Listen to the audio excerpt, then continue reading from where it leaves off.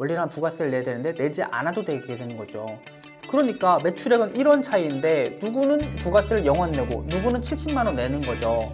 가끔 펜으로 쓰는 영수증도 오고 이러는데 이런 것들은 적격 증빙이 아닌가. 축의금 내고 뭐 어떤 장례식장 부조금 내고 영수증이 있나요? 없잖아요. 안녕하세요. 세무회계 금백의 전정치 대표 세무사입니다. 세금은 늘 미리 준비를 해야 절세가 가능하죠. 오늘은 사업을 이제 막 시작하신 대표님들께 절세를 할 수 있는 기초 세무 지식을 전달드리려고 해요. 먼저 매출에 대해서 설명을 좀 해드릴게요. 세금을 줄이려면 어떻게 해야 될까요? 간단하죠. 매출이 줄어들거나 비용이 늘어나는 거예요. 그런데 매출은 지난 시간에도 말씀드렸던 것처럼 건드리면 안 돼요. 왜냐하면 요즘 현금 결제 별로 없잖아요. 다 카드 결제인데 카드 결제는 국가도 다 알고 있단 말이에요. 그래서 이미 발생한 매출을 줄여서 신고하는 건 안 되는 거고, 대신에 발생하기 전에 매출액을 계획적으로 관리를 해서 절세를 할 수 있는 방법들은 있거든요. 첫 번째로 간이과세자에 대한 얘기인데요. 우리가 뭐 미용실이나 음식점, 뭐 개인 택시 기사님들처럼 그 기업이 아니라 소비자를 대상으로 하는 사업을 하는 경우에는 간이과세자로 많이 선택하시잖아요. 근데 이 간이과세자가 좋은 점 중에 또 하나가 매출액이 4,800 미만이면은 부가세 부담이 1년 동안에 0원이에요. 원래는 부가세를 내야 되는데 내지 않아도 되게 되는 거죠. 근데 여기서 주의할 점이 뭐냐면은 4,800 미만이어야 된다는 거예요. 극단적인 예를 들어서 1년 매출액이 뭐 4,799만 9,999원이었다고 해볼게요. 그럼 이분은 부가세가 0원이에요. 근데 만약에 거기서 매출액이 1원만 추가돼가지고 4,800이 되시잖아요. 그럼 뭐 개인 택시 기사님의 경우에는 4,800만 돼도 바로 부가세가 70만 원부터 시작을 해요. 그러니까 매출액은 1원 차이인데 누구는 부가세를 0원 내고 누구는 70만 원 내는 거죠. 그래서 이런 부분을 제가 처음에 설명드리면 어떤 대표님들께서는 나는 애초에 매출액이 뭐 4,700, 4,900 사이일 것 같은데 그러면은 4,800이 넘지 않게 관리를 할게요 하고 실제로 그렇게 하셔가지고 부가세를 안 내시는 경우도 많아요. 그러면 간혹 대표님들이 이런 질문을 하곤 하세요. 내 매출액을 얼마인지 어떻게 알 수 있느냐. 그래서 저희 금백 같은 경우는 애초에 가을쯤에 해가지고 대표님들에게 말씀을 드려요. 지금까지 매출액이 이 정도인데 이 정도 예상했을 때 1년에 이렇게 될 것 같다. 관리하실 필요 있으면 같이 계획을 짜보자 이렇게 되는 거거든요. 내가 직접 아는 방법도 있어요. 홈택스에 들어가셔가지고 아니면 내가 이용하는 카드 단말기사에 문의를 해보시는 거예요. 그러면 지금까지 매출액이 얼마인지 알 수 있고 뭐 한 2달 정도 남았으면 계산을 해가지고 뭐 며칠 쉴 수도 있는 거죠. 두 번째로 기장 의무에 대한 건데요. 우리가 세금을 신고하는 방법이 크게 두 가지가 있죠. 첫 번째는 장부를 작성하는 거, 기장하는 거. 그리고 두 번째는 장부를 작성하지 않고 그냥 경비율을 적용해서 신고하는 방식인 거예요. 뭐가 제일 좋냐면은 장부를 작성하지 않고 단순 경비율을 적용하는 게 일반적으로는 제일 유리해요. 이 단순 경비율이 뭐냐면은 뭐 매출액이 얼마 있다? 그럼 원래라면 비용이 내가 얼마 있다고 이렇게 입증을 해야 되잖아요. 근데 그럴 필요 없이 그냥 매출액에다가 업종별로 정해진 퍼센트가 있어요. 그걸 곱해가지고 비용을 인정해 주는 거예요. 예를 들면은 공부방 같은 경우에 업종 코드를 8코드로 등록했다면은 단순 경비율이 한 80% 정도 되거든요. 그러면 이분이 100만 원을 벌었을 때 뭐 실제로 얼마를 썼는지는 아예 상관이 없어요. 그냥 무조건 80% 곱해가지고 80만 원의 비용이 인정되는 거예요. 100만 원 벌었을 때 80% 곱하면 20만 원이잖아요. 그럼 순이익이 20만 원이니까 세금이 되게 적게 나오겠죠. 이렇듯 단순 경비율을 적용하는 게 업체에 되게 유리한데 문제는 경비율을 아무렇게나 적용할 수가 없어요. 이 경비율은 업종별로 기준이 있어가지고 매출액에 따라서 경비율을 적용할 수 있다 없다가 나뉘어지거든요. 그래서 예를 들면 아까 그 공부방 같은 경우는 2,400만 원이 넘으면 단순 경비율 적용이 안 돼요. 또 뭐 도소매업 같은 경우는 6천만 원이 넘으면 단순 경비율 적용이 안 돼요. 그래서 예를 들어서 내가 도소매업을 하고 있는데 매출액이 한 6천만 원 왔다 갔다 할 것 같으세요. 그러면 차라리 6천만 원이 넘지 않게 관리해서 한 5,900 정도로 맞춘 다음에 단순 경비율을 적용하는 게 세금적으로는 훨씬 더 유리해지는 거죠. 따라서 업종별로 내가 매출액이 어느 정도 될지 예상을 해본 다음에 그에 맞춰서 내가 단순 경비율을 적용할 수 있는지 없는지를 파악해서 관리해 보는 게 절세에 되게 도움이 될 수 있는 거예요. 매출액이 큰 곳의 경우에는 성실 사업자가 되는 것을 피하기 위해서 매출액을 조정하는 게 절세에 도움이 되는 경우도 있어요. 성실 사업자라는 거는 말 그대로 세무사가 종합소득세를 신고할 때 이 사람은 성실한 내용으로 신고를 했다, 세무사가 검토를 잘했다 하고 도장을 찍어주는 거거든요. 이게 뭐가 안 좋냐면은 그냥 간단하게 얘기해서 최소한 일단 세무사 도장이 필요해서 그 수수료가 200만 원 정도가 발생해요. 그냥 내가 단지 매출액이 일정이 넘었다고 200만 원의 수수료가 추가되는 거예요. 그것도 그건데 문제가 뭐냐면은 그러니까 아무래도 세무사도 자기 도장을 찍는 일이니까 훨씬 더 까다롭게 보고 보수적으로 보니까 세금이 일반적으로 훨씬 더 늘어나는 거죠. 이런 기준액이 업종별로 달라요. 뭐 이를테면은 학원 원장님의 경우는 5억이 넘으면 성실이 되는 거고요. 그리고 뭐 제조업 같은 경우는 7.5억이 넘으면 성실이 되고 도소매업은 15억이 넘으면 돼요. 그럼 어떻게 되냐? 내가 도소매업 운영하고 있어요. 10월쯤에 저랑 저희 업체 같은 거 얘기를 해보죠. 아, 대표님 지금 13억 정도 되는 것 같아요. 매출액에 부가세 신고해보니까요. 이번에 이대로 가면 15억 넘을 것 같은데 성실 되셔도 상관없냐? 아니면 혹시 뭐 계약 앞두고 있는 거 있으면 차라리 내년으로 미루는 게 낫다. 이렇게 해서 매출액을 조절해가지고 성실 대상자가 되지 않게 하는 것도 절세에 큰 도움이 되는 거죠. 그렇게 성실을 단순히 미루기만 하기보다는 조금 더 적극적으로 하려면 법인 전환하는 것도 하나의 방법인데 이거에 대해서는 제가 다음에 한번 영상을 제대로 찍어 볼게요.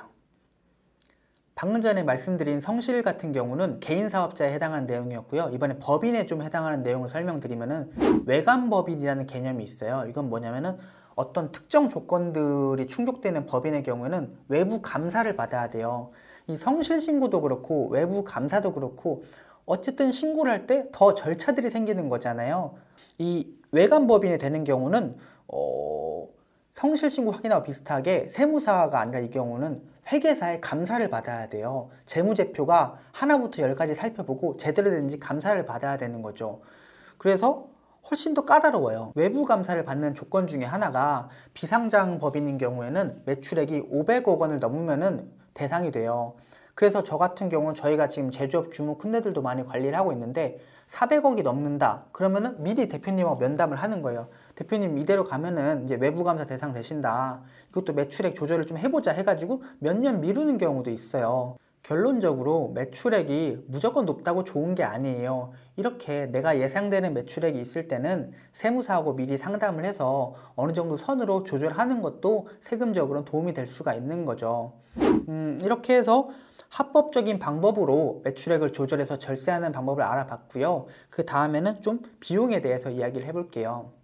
우리가 절세에 대해서 이야기할 때 대부분 매출액보다는 비용에 대한 이야기를 많이 하죠. 왜냐하면 앞서 말씀드렸듯이 매출액은 국가가 이미 투명하게 알고 있어요. 얼마 벌었는지는요. 따라서 우리는 세금을 줄이려면 비용이 최대한 많을수록 좋은 건데요. 그래서 중요한 게 쓰지도 않은 금액을 비용으로 넣을 수는 없어요. 내가 지출한 것 중에서 사업과 관련된 거를 누락하지 않고 비용을 넣는 게 중요한 건데요. 그래서 정확히 말하면은 비용을 늘린다기보다는 사용한 걸 잘 반영한다. 이게 어떤 절세의 중요한 포인트인 거죠. 비용을 넣으려면 좀 주의해야 될 게 첫 번째로는 지출을 했으면 그에 따른 정확한 영수증이 있어야 돼요. 어렵게 말하면 적격증빙이라고 하는 건데요. 세법에서는 지출한 거에 대해서 정해진 딱 인정할 수 있는 영수증을 몇 개로 정해놨어요. 이렇게 4가지인데요. 세금 계산서, 면세 계산서, 그리고 카드 영수증, 그리고 현금 영수증인 거죠. 내가 어떤 금액을 지출했어요. 그럼 그거를 국가에다가 나 이거 사업 때문에 지출했다 하고 말을 해야 되잖아요. 말을 할 때 관련된 영수증을 제출하는 것만큼 제대로 인정받을 수 있는 제일 좋은 방법이 없는 거죠. 막 가끔 영수증이라고 해가지고 저희한테 막 우편으로 한 박스 막 거래명세서 같은 걸 보내주시는 대표님들이 계세요. 이거는 보면은 그 종이에 거래명세서라고 써 있거나 아니면 뭐 거래 영수증 막 이런 식으로 가끔 펜으로 쓰는 영수증도 오고 이러는데 이런 것들은 적격 증빙이 아닌 거예요. 그러니까 국가에서 바로 인정해 줄 수가 없는 거예요. 이렇게 적격 증빙을 설명드리면은 간혹 대표님들 중에 그런 분들이 계세요. 우리는 주로 지출을 카드로 하고 있는데 이 카드 영수증을 다 모아놔야 되냐? 사실 전혀 그럴 필요 없으세요. 왜냐하면 카드라는 거는 이미 긁을 때 전자로 기록이 되잖아요. 그래서 그거를 저도 볼 수가 있어요. 사업용 카드로 홈택스에 제대로 등록만 되었다면요. 그걸 가지고 영수증을 모아두실 필요는 없는 거죠. 그래서요. 다만 그런 건 있어요. 예를 들면 개인 사업자의 경우에 뭐 카드를 3개 쓰고 있다고 해봐요. 근데 A 카드는 우리 생활용으로 쓰고 있어요. B하고 C카드는 사업용으로 쓰고 있어요. 저도 그렇게 구분해서 쓰고 있는데 이게 쓰다 보면은 섞일 때가 있잖아요. A카드 생활용 카드로 모르고 사업용 어떤 걸 산 거예요.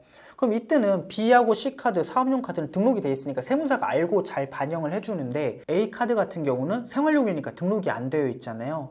이럴 때는 대표님께서 따로 세무사한테 얘기를 해줘야 돼요. 내가 이번에 이 카드로 지출했는데 이거 사업과 관련된 거다. 그럼 세무사가 놓치지 않고 비용으로 반영할 수가 있는 거죠. 그리고 또 그런 질문도 있어요. 내가 홈택스에 등록한 사업용 카드가 아닌 걸로 사업 관련된 지출을 했는데 그래도 상관없느냐?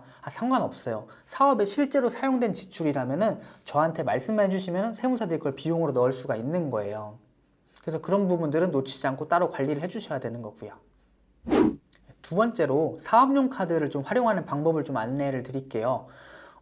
임차료나 정수기 비용처럼 우리가 매달 반복적으로 하는 지출 있잖아요. 사업과 관련된 거. 이런 거를 만약에 계좌이체로 하는 경우들이 많단 말이에요. 근데 이럴 때는 계좌이체를 하면은 현금을 보낸 거니까 증빙이 있어야 되잖아요. 그 적격 증빙이 뭐냐면 앞서 말씀드린 것처럼 세금 계산서나 면세 계산서, 현금 영수증 이런 것들이에요.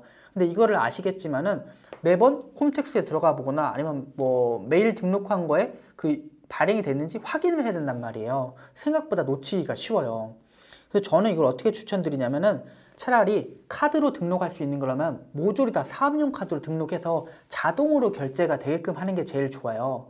왜냐면은 계좌이체한 경우에는 그 세금계산서 같은 거를 따로 발급 받아야 되고 발급이 제대로 되는지 확인을 해야 되는데 카드는 그걸 자동이체만 걸어 놓으면은 매달 알아서 자동이체로 결제 빠져나가고 자체적으로 전자로 기록되니까 증빙도 되는 거잖아요. 근데 간혹 카드로 등록 안 되는 것들도 있죠. 임차료 같은 경우는 카드로 등록할 수가 없잖아요. 그럴 땐 어떡하냐? 이거를 매달 자기가 이체하시는 분들이 있어요. 대표님들께서. 근데 저는 그 방법이 좋지 않다고 생각하는 게 까먹어요. 저 같은 경우도 까먹는단 말이에요. 그래서 막 두세 달치를 한 번에 임차료 지급하는 경우도 있고 막 이렇게 돼요. 그럼 문제가 뭐냐면은 거래 상대방도 매달 이 세금계산서를 발행해야 되는데 입금이 안 되고 있다가 한 번에 들어오면은 그걸 또 까먹어요. 그러면 세금계산서 발행을 받았어야 되는 걸 못 받게 되는 거죠.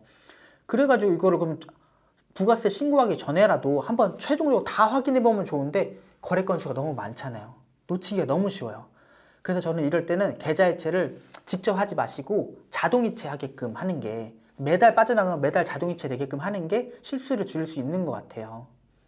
세 번째로 접대비를 놓치지 말자예요. 해법적으로 보자면은 접대비라는 거는 뭐 거래처하고 원활한 거래 관계를 위해서 지출하는 금액이에요. 말 그대로 원활하게 거래 관계를 위해서 하는 거니까 제가 거래처 대표님과 같이 식사를 한다거나 아니면 거래처 대표님의 뭐 따님이 결혼을 해가지고 뭐 축의금을 보낸다거나 이런 게 다 거래처에 대한 접대비로 될 수가 있는 거죠. 근데 이런 접대비의 문제가 뭐냐면은 우리가 웬만하면 카드로 지출하는 경우들도 있는데 축의금 카드로 결제가 안 되잖아요. 현금을 지출한단 말이에요. 아까도 말씀드렸던 것처럼 제가 계좌이체보다는 사업용 카드 등록하는 게 좋다 그랬잖아요. 왜냐면 계좌이체라면 그에 따른 증빙을 따로 받아야 되니까요. 근데 우리가 축의금 내고 뭐 어떤 장례식장 부조금 내고 영수증이 있나요? 없잖아요. 그러니까 이런 영수증을 따로 모아두지 않으면 증빙이 안 돼요. 이건 접대비인데. 그래서 저희 금백이 관리해주는 업체 같은 경우에는 요즘 대부분 그런 뭐 결혼식이나 장례식이 문자나 뭐 카톡으로 알림이 오잖아요. 캡처해두라고 해요. 캡처해 둔 다음에 갤러리에 폴더 하나를 만들어요. 이거 경조사비 해가지고 거기에다 저장을 해두는 거예요. 그럼 그걸 1년 동안 모아뒀다가 저희가 3월이나 5월에 보내주세요 하고 요청을 드려요. 그럼 대표님들이 한 뭉텅이 저희한테 카톡으로 보내주세요. 저희가 그걸 놓치지 않고 반영하는 거죠. 근데 이런 접대비를 그렇다고 뭐 끝도 없이 넣을 수 있는 건 아니고요. 어떤 중소기업의 경우에는 한도가 있어요. 근데 보통은 한도를 넘진 않으시죠. 그래서 일단은 뭔가 내가 사업상에 뭐 어떤 거래처한테 선물을 준다거나 뭐 식사를 같이 한다거나 아니면 어디를 뭐 같이 놀러 갔다거나 아니면 뭐 경조사에 참여했다거나 이럴 때는 꼭 접대비를 넣는 게 유리한 거죠. 네 번째로 인건비에 대한 얘기를 좀 해볼 거예요. 우리가 사업을 하는 데 있어서 사실상 제일 많이 들어가는 게 인건비죠. 근데 또 제일 많이 누락하는 게 인건비예요. 제일 큰 금액인데도 누락하는 경우가 생각보다 많아요. 어떤 경우냐면은 뭐 카페를 하시는데 내가 가족 뭐 동생이나 아니면 어머니나 뭐 아버지가 가끔씩 와서 도와주세요. 실제로 일을 하시는 거죠. 근데 그냥 가족끼리 그런 거에 대해서 인건비 지급을 안 해요. 근데 인건비가 만약에 이렇게 도와주시는 분한테 한 달에 50만 원이라도 뭐 100만 원이라도 지급하면 이게 1년이면 100만 원이면 1200만 원이잖아요. 세금으로 치면 꽤 큰 금액이거든요. 물론 그렇다고 해서 막 말도 안 되게 가족이라고 해서 원래라면은 그냥 뭐 아르바이트를 고용했다면은 뭐 50만 원만 지급해도 될 거를 막 500만 원 지급하고 이건 말이 안 되죠. 상식적이어야 되죠. 상식적인 선에서 가족이나 뭐 지인들이 이렇게 도와주고 있다면 실제로 그에 따라서 인건비를 지급하고 신고하면은 이거 모으면은 되게 큰 금액이거든요. 근데 이거를 놓치는 분들이 되게 많으세요. 왜냐면 좀 말하기 민망한 경우가 있거든요. 인건비를 지급한다는 경우가. 그래도 어차피 용돈 지급하는 경우들 있잖아요. 그럴 때 인건비로 지급하는 게 서로에게 훨씬 더 좋은 거죠.